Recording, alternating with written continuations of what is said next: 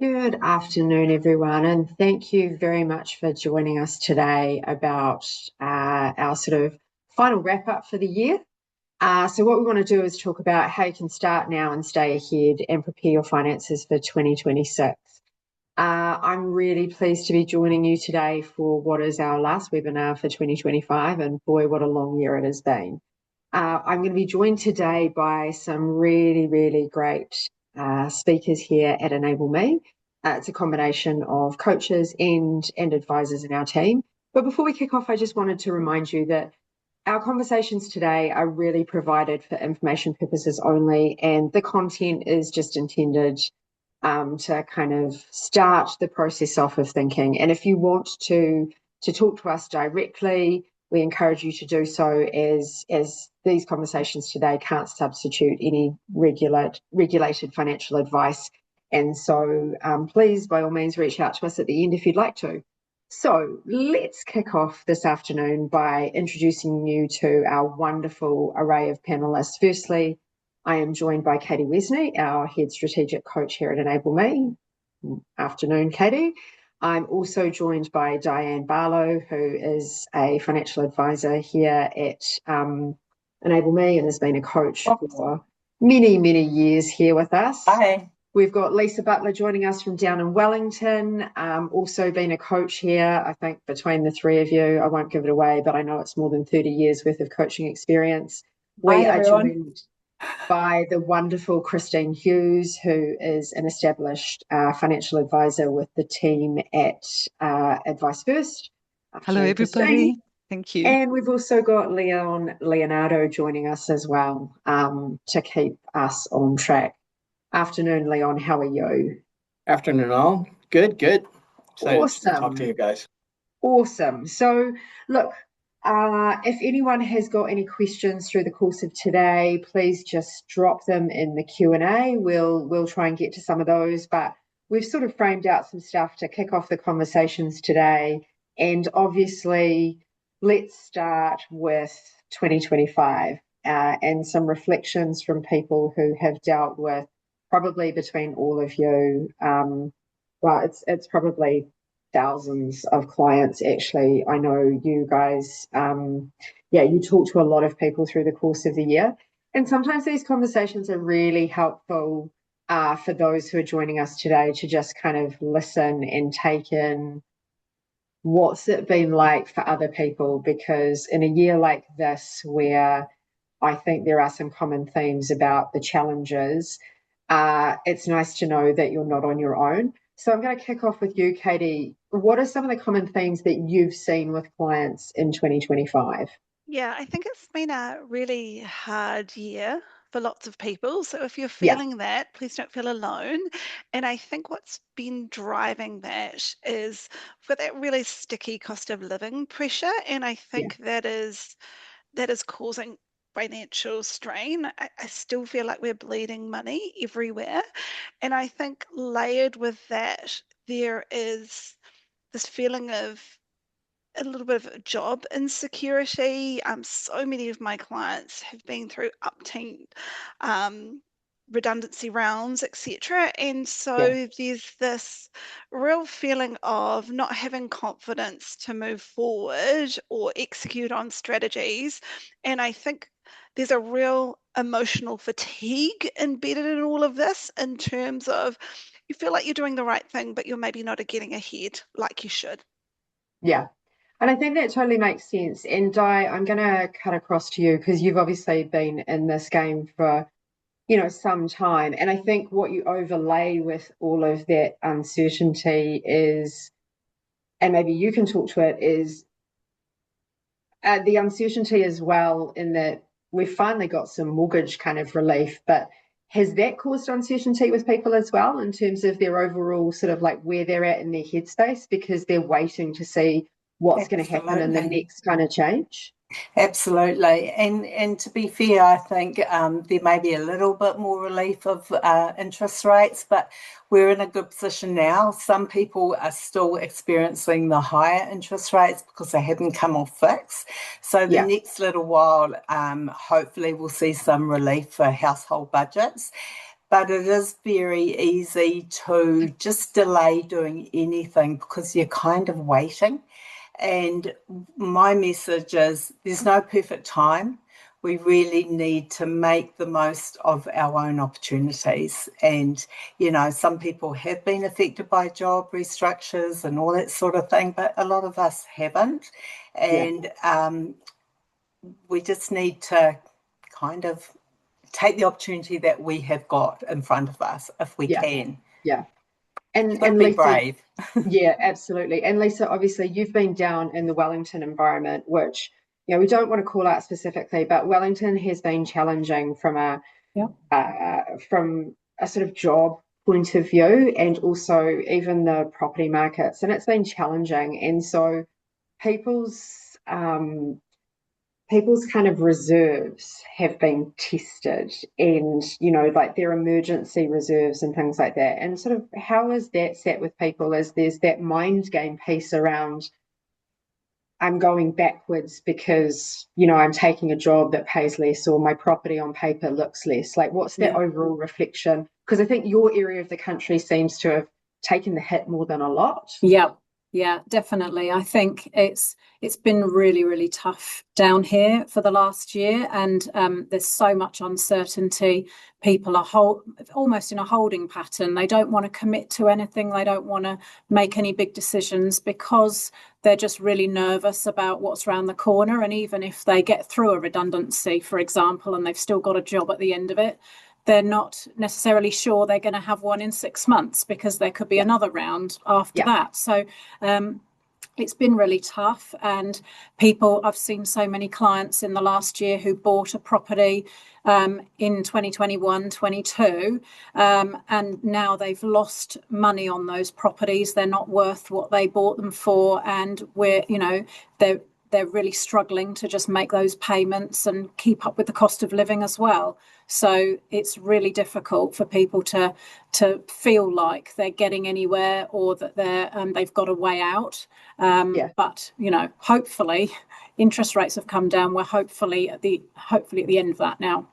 Yeah, so true. And I was just reading a letter from somebody this morning who had bought their first home in Wellington 2021, Lisa, and literally they were sitting in negative equity, so the loan was higher, so they lost all their hard graft, and they were feeling really trapped. And I understand that feeling, but the way you get out of feeling trapped is to take really good action. And I think that there are lots of things that we can't control. We can't control the property market, interest rates. We can't control whether we might lose our job in 6 months' time, but we can control what we do every day, and that is what we focus on. Yeah. And so, that's kind of where I was going to jump in and say, obviously, what we've said there doesn't kind of paint a rosy projection for 25. But I guess what we want to sort of start off by saying is that you're not alone in this process. A lot of people have felt like that, but we've worked with a lot of people who have made some great ground in 25 despite challenging circumstances. And it is not all totally doom and gloom. And that's where I kind of want to loop in our colleagues, Christine and Leon, because whilst interest rates have been hard hit in terms of that uncertainty, and job sort of security has been hard hit, and that cost of living has been hard hit, the markets have been favourable. And so people who have got their money invested in KiwiSaver or that longer term strategy, and that's been the balancing act of being like, whilst you're in the midst of dealing with the here and now, how we preserve your longer term strategy at the same time, because that's actually doing really well, and that's really important to sort of be keeping an eye on. So Leon, starting with you, like maybe you can give a reflection of like what the markets have looked like for those who have money, because most of us have money invested in the markets via our KiwiSaver. So most of us are investors in some right. And how have the markets looked despite what we thought was going to be really bad with tariffs and Trump and all the rest of it? Yeah, there's been a lot of worries, and we fully expect the worries to continue. But if we zoom out, your Kiwi savers have risen, and typical growth fund has had double-digit returns, and even balanced fund and moderate funds have had like phenomenal returns that we sort of expect in like really good years. But again, it's how you manage those day-to-day fluctuations and those worries. Uh, it's all great to kind of take stock that your KiwiSaver is doing well, but again, how long do you plan on, well, how long before you can access it and use it? And again, it's important that you can set aside some money there for your retirement, because your future self will thank you for it. Yeah. And Christine, you work with a combination of clients who are getting close to retirement or who are in retirement. And so those favourable conditions have been a kind of balancing for those that are kind of living off superannuation, but they've got that extra buffering from those increased funds. Do you want to talk to that a little bit? Yes, absolutely. Thank you. So it has been really positive to see a surprise on clients that I get to meet and actually share with them that, thank goodness, we've actually seen a positive return for your portfolio or KiwiSaver. And the strength of that is actually being quite significant for these people, because we're like everybody in our current situation here, we're experiencing the still continued inflation with rates and insurances, and day-to-day living isn't sort of going backwards yet or turning around the corner. So for these people, it's actually been very meaningful to see that the portfolio has generated the returns that Leon has alluded to, and done really well. And that does help give them a step that I'm still in the driver's seat and I'm still okay, because fundamentally that's the key question people want to get reassurance on, particularly when they've retired, and that is their main pot of capital. And so I guess that's where I kind of wanted to kick us off, was that acknowledgement that yes, it's been tough, but really it's incredibly important when we look at finances to sometimes level out of the moment and look at the bigger long-term picture. And so some of the opportunities we have and what we do is we're not really just looking at kind of that moment in time that you're living in with that cost of living challenge or those mortgage payment challenge. It's that whole 20, 25, 30-year journey and where we're getting you to at that end point, and how we don't let those small things in the interim derail that longer plan. But acknowledging that this year has been challenging and that we sat at the end this time last year kind of going, we'll thrive in 25. I guess after several challenging years, people are really looking at like 2026, and if it has been challenging, how can we look at kind of going into rebuilding after what has been that challenge? So, Lisa, I'm going to throw over to you to start with, but in terms of that longer term plan, obviously some people's plans have been slightly derailed. And so what's sort of the process that you would be working through with someone as they want to set themselves up for 2026? Absolutely. I think the first thing is not to panic. One bad year doesn't define your entire financial future. You can turn it around. So in the scheme of your working life, it's a blip. So we just need to review what happened last year, or in 2025, we're still in it, and look at what your wins were, celebrate the wins that we did have, even if they're very small. Did we manage to not go backwards? That's a good win in itself, if you lost your job or had a pay cut or whatever it might be. So take the wins where you can, and everything that didn't quite go according to plan, it's a learning opportunity. So take what you can from that and build a plan according to what you anticipate for the next year, making sure that you set the right structures up so that you are more likely to succeed next year. 80% of what of success is based on behaviour. And if you set yourself up with the right structures, the right bank accounts, the right mortgage setup, then you're going to be able to more likely make the progress that you want, as opposed to hoping and your willpower getting derailed along the way. Yeah. And so, Di, from your perspective, and Lisa's kind of touched on it really nicely, that it's not necessarily about sticking perfectly to a life plan. It's about somehow readjusting that plan. And yeah, what's some of the areas that you would, Lisa kind of touched on mortgages, but what are some of the areas that you could be readjusting, say if you're slightly older or you've got children or you're at that, like what are some of the things that you would consider? Is it about extending your time frames, or what have you got to play with? Absolutely, you've got lots to play with, and that's the beauty of having a personalised dynamic plan, that we're constantly tweaking and changing. And you might say, oh, we were going to upgrade our house and buy a bigger house or in a different school zone next year. Well, circumstances might mean that needs to push out a little bit earlier, or you might get a windfall, you might get inheritances or something, and that can be brought forward. But really, to be able to have the confidence to execute on those decisions and know that you're making the right call and a line of sight into the future is the beauty of having a bit of a plan and knowing that you're doing the right thing for your future self, I guess, and your family. Car replacements, spending money on the house, etc. You can adjust the timing of that at any time.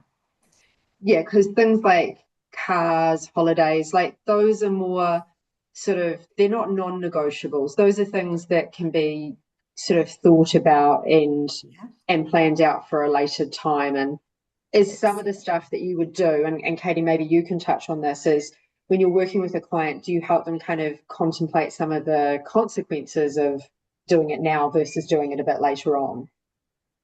Yeah, absolutely. And I think a fallacy for lots of people, and often at this time, we're kind of frenetically busy, etc. And sometimes when we get a moment of quiet, we reflect back on what we've achieved this year. And I think sometimes we can make lots of excuses of why we didn't do what we thought we would. And then we think, oh, well, next year will be different. I'll save next year. But then the next year bleeds in and we haven't again done what we should have done here, there, and everywhere. So I think being really honest with yourself in terms of what you want to achieve next year, understand from a very base level as a household, cash in, cash out, what's left over, make that a really clear goal, have visibility around that, ensure you have a buffer, because things change, as Di said, like there's nothing surer. So ensure you have a good buffer so you can kind of hold your line through different strategies and understand, well, what is the best use of that money going forward? Like Leon's, is it to invest in funds? Is it to buy another property? Is it to clear debt? Ensure that you capture the benefit of all that hard work to ensure you improve your trajectory. Not just thinking about it, not being mythically better in the future by taking action today. Yeah.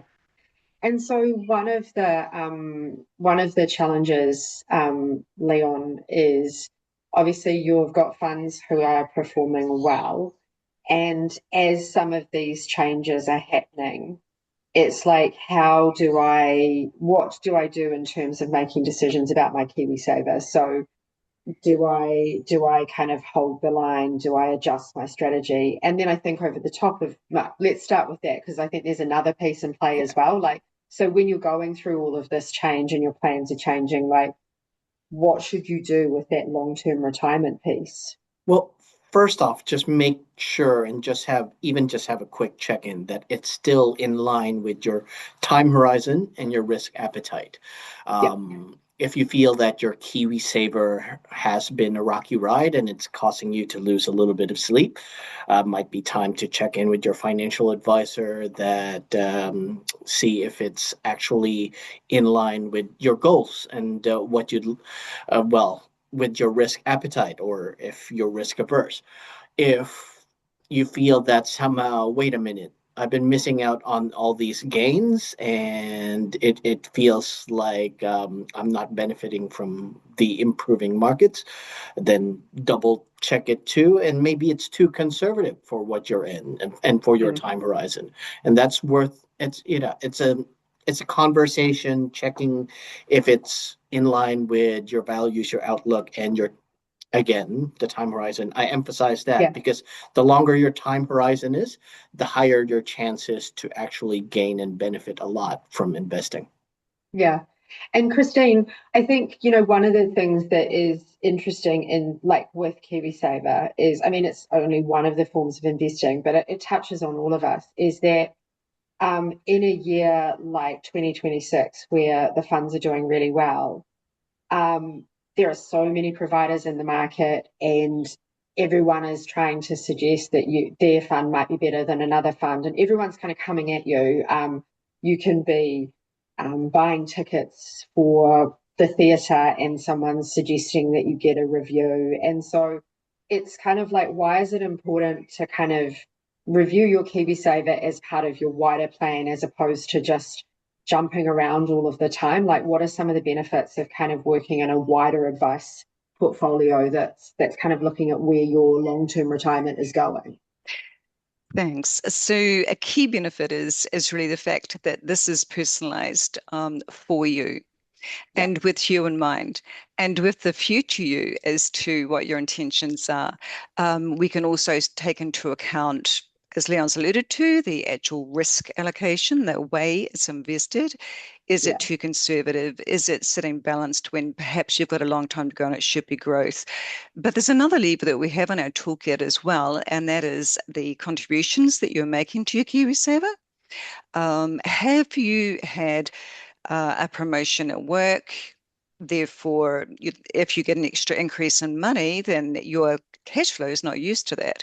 So is it an opportunity to put some of that money into your KiwiSaver as well? Or perhaps under that personalized plan, we should look, is it actually really appropriate for you to set up an investment alongside, like a managed fund, with the key benefit of that being that you can access it prior to age 65? Because for a lot, 65 is still a long way away. So you have the time to actually look at your overall context, check out what your income is, what your typical cash flow is, because that's at the heart of the matter as well. And actually look at all of those things in context holistically. I love that. Can I add to that, Carla? And I agree with everything you say. And I think that KiwiSaver space it's really noisy in terms of providers. And I really love that holistic lens that everyone on this call takes, because we are not just our KiwiSaver balances when we talk about our overarching financial well-being and goals. If you look at mine, you don't understand I've been in business, you don't understand anything about my husband, you don't understand what other investments that we have. And I think to ensure that you actually get your money working as hard as possible for you, you look at everything in terms of all of those pots working for that greater good and goals. So important. And I think that was kind of why I brought up that KiwiSaver thing, because I think we see a lot of uncertainty with people about, are they picking the right fund, because every fund has a performance metric that is better or different from another fund, and so it makes it really hard to make the right choice, which is a really nice segue, because there's another area which causes a lot of confusion as well, which is in the mortgage space as well, equally as hard for a consumer to be like, is it 18 months? Do I fix for 2 years? Is this bank the right bank? Is that bank the right bank? And so obviously, in the same way that Christine and Leon are dealing with people who can come to them being like, is it this provider or that provider? And the lens is actually, it's what you need to achieve. Let's talk a little bit. Let's start with you, Lisa. I'm pretty sure there wouldn't be a day that goes by that someone says to you, what should I do with my mortgage? And what's going to happen with interest rates? It's like, it's the crystal ball question. What's going to happen with interest rates and what should I do? I'd And love so, to know. yeah. Yeah. Yeah, I we've think, all got I mean, mortgages. We'd love to know too. yeah. It's a great question, and one that I do get lots. So I think we've had a really good year from an interest rate perspective in that they've been coming down this year. Yeah. And I think they've definitely kind of got to the bottom of where they're going to get to, really. I don't think there's going to be many more drops as far as we can see. So I think we need to be thinking about how we utilise any money that we've now found that's spare, that we don't need to pay on our mortgage anymore. I think lots of people have come off fixed rates this year, and there may still be a few that are coming off in the next few months as well, some of those really low rates. But as they come off those higher rates, 6% and such, that's, going to be a bit of a relief for a lot of people. But also it's an opportunity as well to think about what you do with that extra money that you've got. It's so easy to just go out and spend it. We're all feeling the pinch, and we've all got lots of bills and calls on our cash at the moment. But I think to be really to make the most of this opportunity, you don't get these chances very often in life where your mortgage payments go down. So I think if we can be really practical about what we need to pay on our mortgage and then what we can use the extra money for, could we use it to pay down more debt and set ourselves up really well for the future, so we've got less debt to worry about down the track. That also builds equity in your property, which allows you to think about investment opportunities later on as well. It's definitely easy to treat yourself, and we totally get that. And there may be a smidge of that built into the plan as well, but we want to make sure that you're maximizing your opportunity as much as possible. So it's about balancing and understanding what you do with the extra money and how we pay it down effectively, but so that you've got flexibility as well. And Di, is there anything else that you would kind of consider in that process for clients when you're talking through mortgages with them? Yeah, well, it depends what their surplus is, and so to know what the surplus is when we talk about cash coming in, cash going out, how much is left over, where is that money going to be allocated? Of course, the Enable Me philosophy is to pay down our home mortgage as quickly as possible. So I would like that redirected to your mortgage, but you've got to have, as Lisa said, the flexibility to pay off your mortgage quicker without attracting break fees, etc. So having a good mortgage strategy is absolutely key. It's like health insurance. When do you get health insurance? When you're fit and well. We want to get a good mortgage strategy in place when you're both working and got good income and everything's working well. We want to hedge ourselves against rising interest rates, but we also want the flexibility to pay it down. So a lot of work goes into that, getting it right. We don't have crystal balls. Sometimes we don't know, but I like to have a portion on 3 years, 2 years, 1 year, and then an amount that we can pay off in the next 12 months. Bit of a target. Yeah. And Katie, how is it at the moment? Like, how do you break that cycle of being like, let's not wait just for one more OCR? Because like there will be people sitting here today having potentially seen what happened in November, already reading the media commentary, being like, well, it's already looking like just one more OCR in February. It could be one more drop. And it's like, when do you know when you've timed the market correctly? And Well, I'm going to be really pragmatic and clear here. I actually don't care what interest rate you pay. Yes, of course you pay the lowest possible amount in the market that you can get, but that's not the success differentiator. I think I get a bit cross. I think New Zealanders are obsessed with interest rates. They're not the thing that gets you ahead. It's paying the darn thing off. So to be frank, we're not waiting for some mythical time in the future when interest rates are lower. We need a plan today to take advantage of the low interest rates we have, lock in certainty to pay the darn thing off. And again, as Di said, we're really clinical around what that looks like. We want to have a goal. Likely that'll be set in a revolving giving credit, not personalized advice, so that you can force your hand in terms of any surplus cash. We're offsetting debt on the proviso that you can re-access it. And that's important in terms of risk mitigation. Because again, if you're waiting for this perfect certainty when you know that you're going to have a job for the next 5 years, it's never going to happen. It's really not. And again, if you can have a strategy where you take action, you make progress, but you're building in that resilience piece and buffer, that is going to serve you and it's going to help you hold your line. But you take action today, you'll never have a better opportunity to affect change than you do today. And there's that lovely sense of moving forward, which actually helps build momentum to do the next right thing. Yeah. Can I just add to that? Because I heard a very interesting conversation with one of the Enable Me coaches here earlier this week, and it was very amusing because they had a client that had the same query: do we wait for another rate cut? And then so we crunched the numbers, and I like to crunch my numbers, as my colleagues would know. Guy. And it came out that, if they wait for another rate cut, they'd save another $20. And we talked, okay, there's 5 of us here that discussed that thing. That $20 actually, this discussion cost more than that $20. If you just decided to just cook one meal, that would have offset that 20 instead of Uber Eats, that would have offset that $20.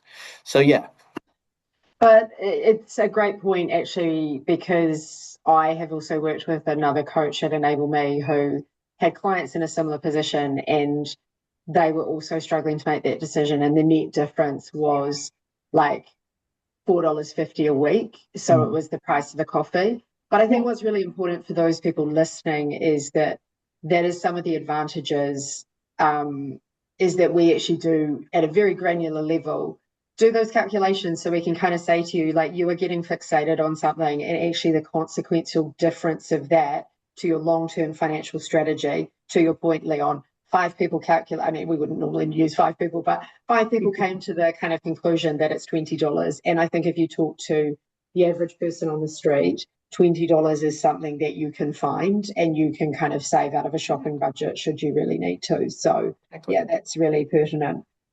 I think what I will then do, because I think it's quite timely, is that people try and time, when's the right time to kind of put their money, into fixed rates on mortgages. Another thing they will try and time as well, and Christine and Leon, we've talked a lot about KiwiSaver, but obviously it's an investor's market at the moment as well, and the markets are doing really well. And so people are also trying to time, like, when's the right time for me to put money into managed funds, and should I be investing? And, so I guess I throw that to you, like, there's been market uncertainty that didn't prove out this year. And so at the early part of this year, a lot of people were saying not the right time to invest, because I remember we all sort of thought when the Trump tariffs were going to come out, we were all preparing ourselves for how the markets were going to go horribly wrong.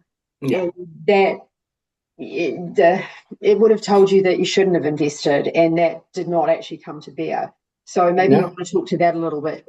Yeah, so if you listened and say, you know what, I'll hold off till the end of this year because of the Trump tariffs, you would have lost out on the gains that the total world's index has gained about 15%, 14% since then. So that's another, significant amount in your investment savings. But also, we don't advocate for timing the market. We advocate for time in the market, because the longer you are invested, the more likely your gains are going to be higher, and the more likely you'll offset inflation as well as the cost. It's because with timing the market, you need to get 2 things right, which are very, very important: when you exit the market and when you enter the market. And even professionals have trouble with that. And just to put it into context, so there's sentiments that this AI trend and AI bubble is very similar to .com bubble. Even the the U.S. Reserve Bank did say that there's concern about high valuations because of the AI bubble. If we look back, the U.S. Reserve Bank said the same thing about the dot-com bubble, but that was back in 1997. So if you took out your money back in 1997 because there's fears of a dot-com bubble, you would have missed out the gains on 1997, 1998, and 1999. And even if you for example, if you have $10,000 invested back in 1997 and you just left it there until 2007, your money would have grown to 23,000. If you extend the time frame a bit more, your money to 2017, your money would have grown, that 10,000 would have grown to 53,000, which is good for just not doing anything and just trying to kind of silence the worry, And there's probably better things that you could do it's been rough out there. And the fact that you're still here, you're still surviving all this uncertainty deserves a pat in the back. And it's just focus your energy with the people around you and just improve your calculation enjoyment in life. would be coming, Leon, and I'm impressed. So I always love having you along because you always give a calculation and I'm like, God damn, when you put it like that, it's just like, why wouldn't you? And it's a really good point because it's like, as you say, $10,000 when it's left to do its work over time does its work. Exactly. And I think knowing the maths is so great, Leon, and I think often in terms of doing the right thing by being brave when the market might drop its pants, for example, is when you are working with a qualified financial advisor who can remind you of your goals and your trajectory and hopefully have crafted a plan whereby your hand is not forced. Would you not agree, Leon? Yeah, exactly. And obviously, if you have a plan to retire in the next 5 years, you wouldn't be as aggressive. And the right financial advisor and the right financial advice would probably keep you in mind of that. I had a client earlier this year that, I want to be a bit more aggressive because the market has been well. And I told her, why? Why are we chasing returns when we're risking what you need just to get what you want? It doesn't make sense to me. Christine, did you have anything you wanted to add in terms of the clients that you've worked with? Like, obviously you'd see the same thing, and maybe you can explain, because if you do withdraw your funds, like Leon was kind of talking about, you almost end up where we kind of talk about you've actually made that loss worse because you've actually cemented the loss once. It's like with KiwiSaver, when we hit COVID, when everyone took their money out. Yes. If you're not ready, if you don't need that money now, it's almost like you've cemented the loss, haven't you? You have completely locked in that point of time. And I love the fact you've alluded back to COVID, because markets did, within a couple of weeks, they dropped over 20%. Just in that shock. But the actual reward for staying in your seat and not jumping off the cliff was much larger than that on the upturn. And so, which is typically a pattern that markets go through. So when we are writing and formulating a personalized plan for clients, we're not saying, well, actually, we don't know, but there may be a little period of market volatility. So we need to get prepared to pull out some and then pop it back in when we see that we're on the other side. So even the very well-known Warren Buffett has stated that it is impossible to completely pinpoint the high point or the low point, and when you'll endeavor to do either of those. So during COVID and also 2022, which was one of those years we were pleased to see the end of, for the cause of volatility, it was a matter of advising people what is going on in the market, what is happening, what are the catalysts, that are causing this, and what are we doing about it? Because as advisors, we are the frontline people talking to clients, but behind us is such a great team of experts. So we're actually part of a wider team, and there are people out there that are not looking at today's point in the market and saying, gosh, this is what we need to do. They've actually researched this and are a few months ahead of all of us. Yeah. So they've positioned strategies and portfolios and KiwiSavers and managed funds to actually cope with these periods, which is exactly what's going on right now as far as the so-called AI bubble, which actually is probably more of a AI valuation situation. So in the fact that there's been such a huge climb and values of these participants in the AI market that it's actually looking at a correction or a period of adjustment. Yeah. So, So, I mean, in essence, what we've kind of said is it's been a tough year in jobs. It's been a tough year in cost of living, but the markets have done really well. The mortgage interest rates have dropped, and the other kind of main area of consideration is the property market. And so, Katie, you are our kind of resident property expert. I know you do a lot of talking commentary in the media around property. In terms of the property market, everyone's kind of asking the question, are we starting to come out of the bottom? And that's another thing we can't be 100% sure and when is the right time to invest. But for those people that are starting to think about first home and investing, you and I have been talking to our property partners, Keto, and they're starting to see a lot more activity in the market, which is a great sign. People just going from passive search to actively searching. We're starting to see for sale signs. So for those people that are thinking about property investing or buying their first home, what is the sort of thought process as we go into 2026? Do it now. Yeah. Do it now. So we know that markets, property, it's all cyclical. We know the market's been flat for a while now. It will go up. Nothing more certain in the future. It's just when it will. We also know that interest rates in the past have been a driver for growth within that market. And we also understand in the same breath that property is a long-term investment for most, family home or investment property. And I think what is critical is that you buy the right one for you and you have the ability to hold the darn thing, because then you don't really mind if the market blips, because it will. You just need to hold your line through that trajectory. So I think that comes down to having a plan, knowing your numbers, and if you do have the ability to buy now, I would strongly be encouraging you to do so in the context of your wider plan. Yeah. So I think we've given some really good indications about the things you should be looking ahead to in 2026, particularly around property, mortgages, investing. I think the panel would all agree with me that it's all about kind of acting. It's about taking some sort of action and getting motivation from that action.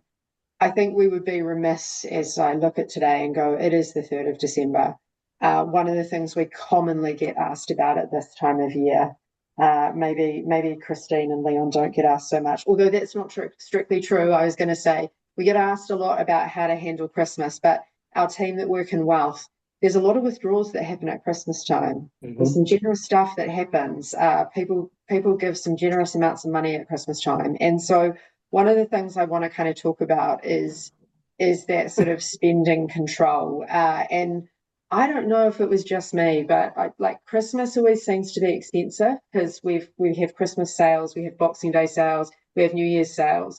And then all of a sudden, in recent years, sort of Black Friday's come into be a thing. But this year, it felt like Black November, and all of a sudden, the sales periods this year, they seem to be extending out and out, and it feels like we have been in sales period from what is the beginning of November, and I suspect now we'll run into almost mid-January.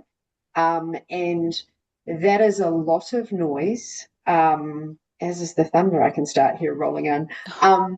that is a lot of noise and encouraging us to consume a spend at a time where we are feeling quite fatigued and probably not as, like sometimes we kind of go, it's a bit like a diet. Let's just start next year. But Di, maybe you can explain to us why it's probably not a good idea to be like, just start next year. Yeah, it leaves a really bad taste in your mouth if in January you've got a high credit card or you've been on holiday and you're paying it off next year. I mean, there's nothing nicer than going on holiday or buying your gifts and knowing that you've saved for it or prepared for it.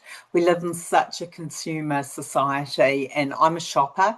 I find it really hard to ignore all that noise, but I set myself gift targets, limits. As a family, we put names in a hat. We're buying only for one person. I actually set a limit of $50. My kids think it's mean. Other people probably think it's mean. But seriously, we've all got enough stuff. We don't need more. Yeah. And we don't need an Instagrammable Christmas. We don't need a perfect Christmas table. I think concentrate on what's important, family, getting together, having some games, and try and ignore all the marketing to make us buy. Yeah, agreed. Lisa, what about you? Yeah, everything Di just said, absolutely. I completely do the same things. I think the thing I would recommend is leave your credit card at home when you go to the shops, or cut it up in the first instance if you can. But also, if you've built up rewards over the year, a lot of my clients say they're using their credit card to build up points or rewards that they're going to get. Cash them in. Now's the time. If we haven't saved for Christmas, then use those rewards to help fund a bit of Christmas so that it's not so expensive. Excuse me. So, and make the most of those Black Friday sales if they're still around, but only if you were going to buy the item in the first place. If you weren't going to buy it and it just seems like a good deal, you're probably spending money you don't need to spend. But if you've got a plan for somebody and you want to buy them a certain thing and it's in the sale as well, great, you might save some money. So make the most of that. Katie, any tips from you? In terms of Christmas, yeah, absolutely what Di and Lisa have said. And it's a reframe as well in the context of a broader kind of cash flow plan. It always, like for lots of people, they almost treat Christmas like it's a curveball. It is not. It happens every year. So the earlier you plan, the better off you will be. And I think ensuring when you think about the cash flow that you need within that kind of Christmas period, it's actually not only gifts. Generally, you're catching up with people more as well.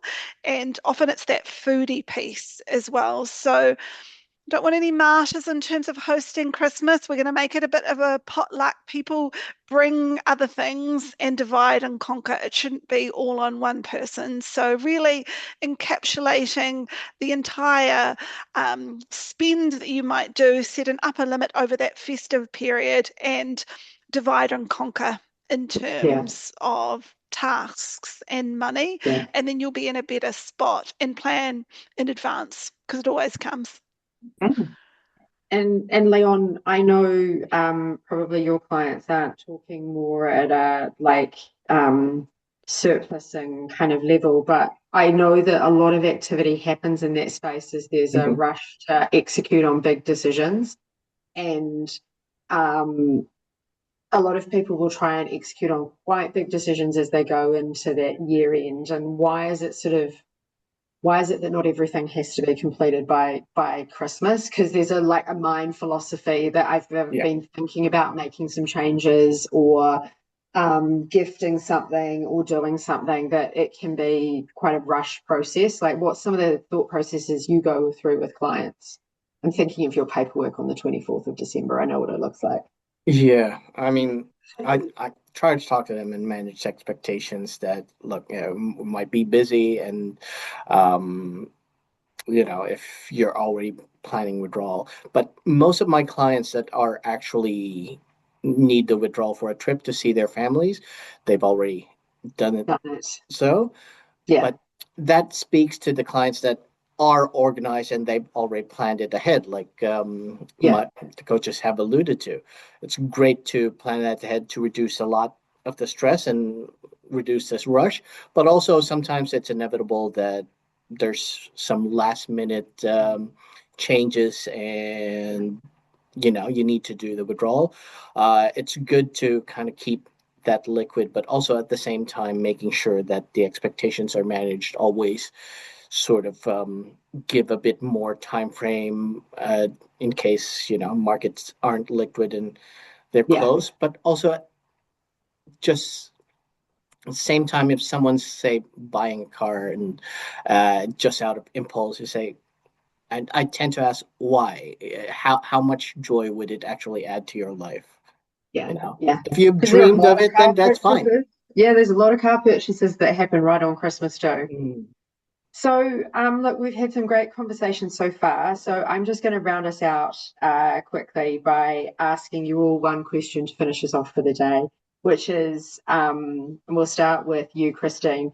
If talking to anybody that kind of wants to come and see you, what's one small action that you would suggest someone sort of takes to prepare themselves for 2026?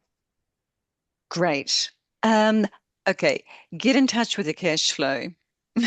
Know what your income is, what your expenses are, and be honest with yourself and sort of just be really familiar with that, because that is pretty much the heart of the oyster as far as understanding what's coming in, what's needed to support you, what we have available to work with.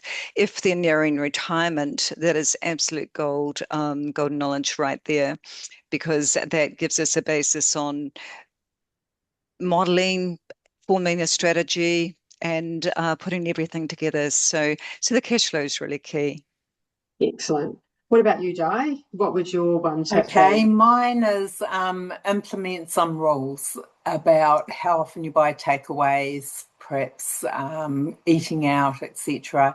Get the whole family buy-in. We don't need to buy takeaways every week. We can have toaster sandwiches one week and buy takeaways second week. And, we all know this, the less we do something, the more we enjoy it. And it becomes a real treat rather than just, spending $50, $60, $70, $80 on takeaways every single week. Yeah, that totally makes sense. Lisa, what's the tip that you would give people to take away at this time of year?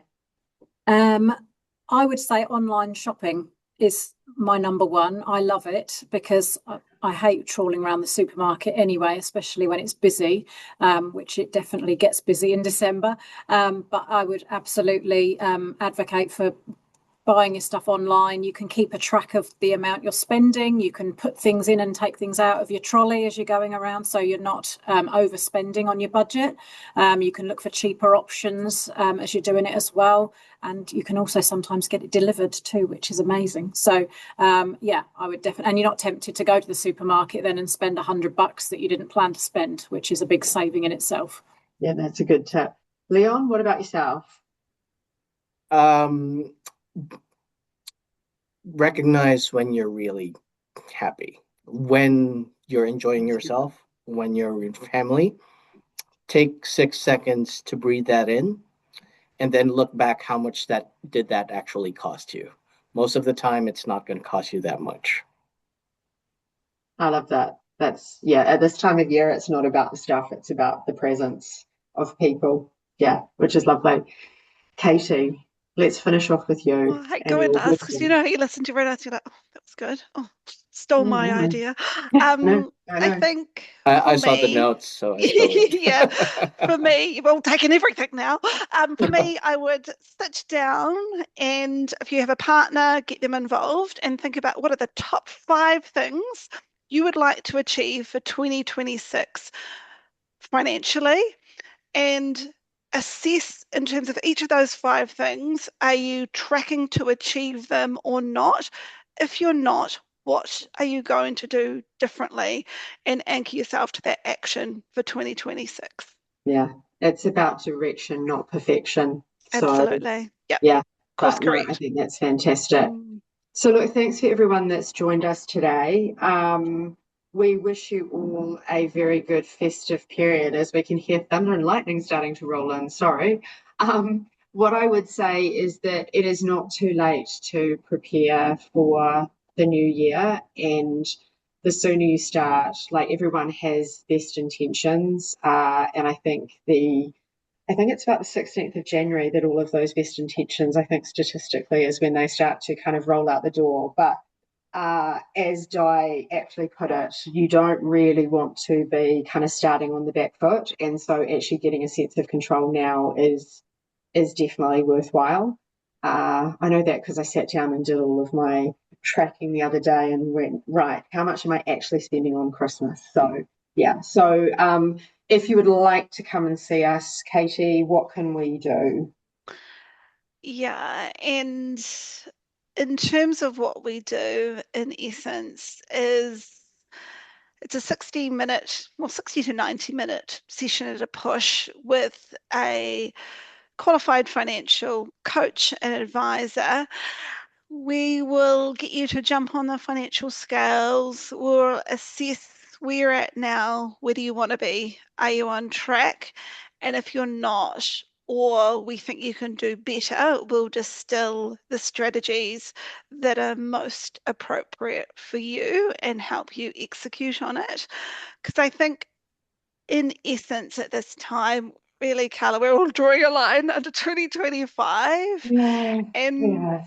the thing is, you can have all the knowledge in the world, and I hope that you've got some really great tips out of today, but nothing changes until you take action. Yeah. So, in terms of our Christmas gift to you, we are offering a consult with a coach, like myself, Di, and Lisa, who are on the call today. And we've got coaches up and down the country. You can see them via video. We're offering that consult instead of 400, we are offering it for 100, but you have to reach out to us today. This is a limited gift. So if you want that sounding board, if you want to understand what is your optimal strategy, I really would encourage you to buy that gift for yourself, in essence, to ensure that you really maximize in 2026 and make the financial progress that you deserve. Make it happen. Fantastic. And on behalf of our team here at Able, we thank you for all of those that have joined us today and throughout the course of 2025. There's been a lot of webinars. To all our amazing panelists that have joined us throughout the year, thank you very much. And the team that works in the background to bring all of these events together. We are already planning for 2026 because we couldn't have a planning event without actually having future plans to come ahead. So we wish you well, and we look forward to catching up with you all in the new year. Thanks, everybody, for today, and we'll see you all soon. Thank you. Thank you. Take care. Thanks all. Bye. Bye.